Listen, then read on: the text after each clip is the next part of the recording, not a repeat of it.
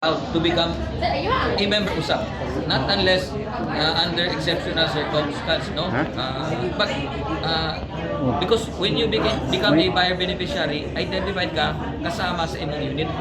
So that unit is allocated for you, for your benefit, and you are subsidized by the government. Mura masyado yung binabayaran mo monthly amortization.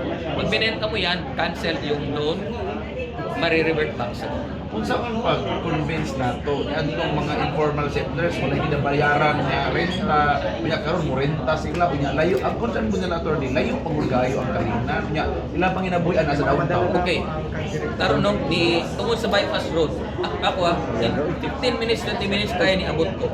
Kung gamotor ko, ang regular nga itong ginaon sa, ang common nga sakyanan, no? Kung nakay motor, no? 15 minutes, nagmotor ko, gikan sa Kalinan, proper, dili pa Kalinan, motor ko, padulong sa downtown. 15 minutes, niagi ko o coastal road. Niabot. So, dili na kayo sa layo. We have also other projects in Mulig, Hinopolis sa north side. We are identifying katulaging sa Central Park banda, but dili pa man gid siya viable because naapay mga engineering works na kailangan iputang. But hopefully, God willing, maybe in the next year or 2 years from now, maka-start out project sa District 1. Dako man ang Davao City, di pa nato pwede ilukong tanan kay very expensive na ang downtown area. No? But still it's accessible. Open na siya.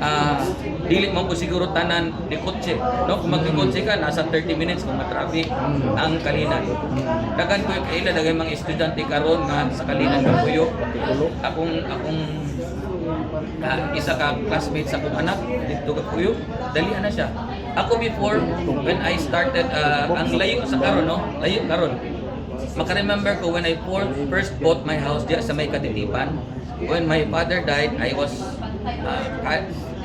graduating ko sa college. One of the things akong unang ipalit is Ibalay. No? It's a project sa housing project sa Katitipan. Tuon na layo kayo.